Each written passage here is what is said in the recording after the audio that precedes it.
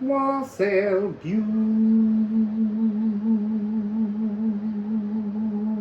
beautiful people. I love this line. I had to turn around, face the blue wall, because I can't get enough blue in my life at the moment. So Henriette, you can, oh look, they're on the bottom. The Coven of Fungus.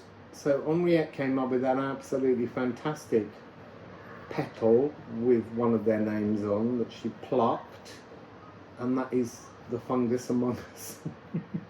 And I love it. So I'm stealing that, Henriette. The fungus among us. Dude, the fungus among us is being very playful. They are strict, but but they begin by being playful, and you just have to play. So the game that we're playing with them is called I Scry with my little eye. So it's going to be a very quick, short video, and it will have no editing. I Scry with my little eye, something beginning with Gar, Jar, Yar. I don't know how we say it, but that's not the important part. It's this, the gift of a dimensional shift. But there's a trove within it. A trove to who? So there's something chaotic of the Akashic coming in. Almost like feeling like there's, I want to say like teams of spiritual lawyers all running around checking and crossing and making sure that words were signed and meant. There's something about this moment that feels like there's like a kind of get out of jail free card frequency to this.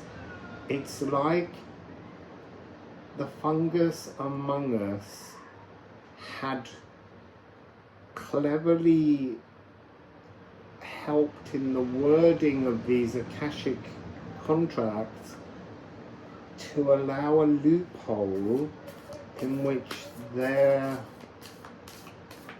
able to reach out to us. So the trove must be a kind of, I don't even know if we knew. They just seem very interestingly more benevolent than I first had the impression of them. I was a bit kind of like, oh no, here we go. But there is a real playfulness to this. It fizzes like magic, champagne, I don't know. Very good couscous. So the second part is to look at the vibration that this energy is exuding. So at this point where you're transitioning, where we are transitioning, where we are being given the gift to move to this new timeline, we're being shown, and this is two power numbers, 3311, stripped back, cleaned out. It's like the old timeline. It's almost like memory of it, but you won't forget it. I don't think you forget it, but the memory of it, the emotions, the baggage of existence to this point has to be stripped back. And then look, we have Gederung and Egelshemir. The fungus will protect you. The fungus will move you.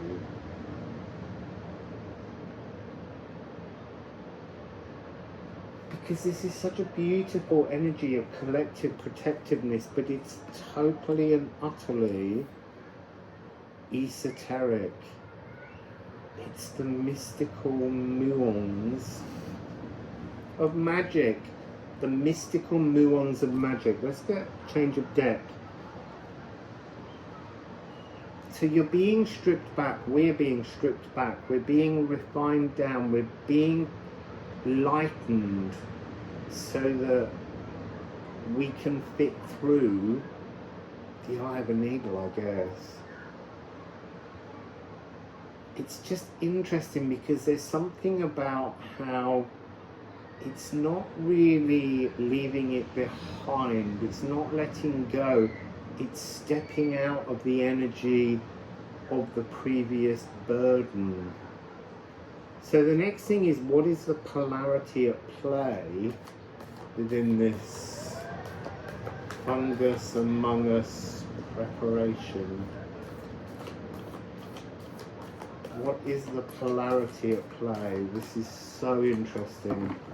It's never only given me one card, and I know what it is. Oh, it's two. Oh my god. So I thought it was just that. Love. The polarity is love and the inextinguishable flame. The inextinguishable flame is love. So the polarity at play here, it's kind of saying it's the same. When you shift, the eternal flame of love remains as the eternal flame of love, because that's exactly what it is. Eros and Vesta. There's something here about the notion of, because they're asteroids, being smaller, being somehow less important, and yet this is the truth behind everything, whether it be large or small or microscopic or macroscopic. This is the background pink noise of just divine loving energy, and that's the polarity in this moment. Just keep connected to the inextinguishable ultimate panacea that is love. Higher heart and sacral. Higher heart and sacral. Venus and Ceres. So there's something about water, emotions. I want to say it's like taking the language of love in all its forms as the three stages between ice, water and gas, and somehow the pressure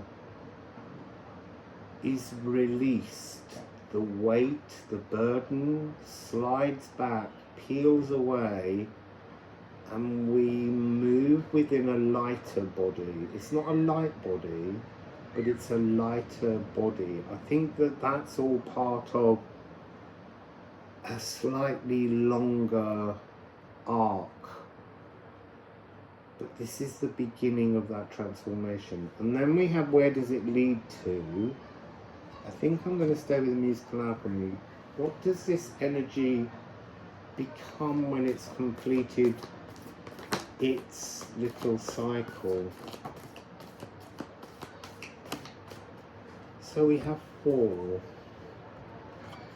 So we have Juno. So there's a lot of asteroid energy here.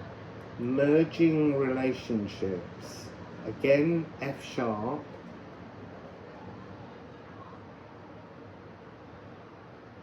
This is creating some kind of lasting union. We have arsenic, which is the Swan transformation. It feels like the Swan transformation is actually, as we shift from one reality to the next, there's something about the light in the new reality will affect our appearance somehow. That's really fascinating. Like it's it's softer, we become softer. It's calmer, we become calmer. Because we've got this energy of the melodious comfort. It's like it's already being lifted into place, but it hasn't found its Merkaba mechanics. Don't ask me what that means. So we've got 6, 6, 6, 9, 6. And there's a 3, 3, 6, there's a 3, 6. This really is about the Tesla code frequencies that hold us, and sort of repeating a pattern, getting caught in a visible silence, and then some kind of ping, and the new cycle will begin to treadle around us. And then the last one is Cancer, and we will be home, we will be back. You see, in our ancestral dwellings, but that means our galactic ancestral dwellings, in a different kind of energy. You see, haunting homesteads. There's something about when we leave the old, there's almost like a fractured ghost, haunted presence that eventually is pulled through by some kind of emotional osmosis of the picking up of that Eros and Vesta frequency from one realm to the other, so moving from one to the next, and then as we establish, the version of us down here has to slowly let go. It's like the dragon's tail. The head went in. And until the body is created, the tail has to remain somehow hooked into the old timeline. And that's what goes last. That's what we leave as our haunting. Galactic empaths, the heart of deep love, instrument of ancient love. That's what we need to remember. So, I scry with my little eye that it's time for me to go and have something to eat. Wassail.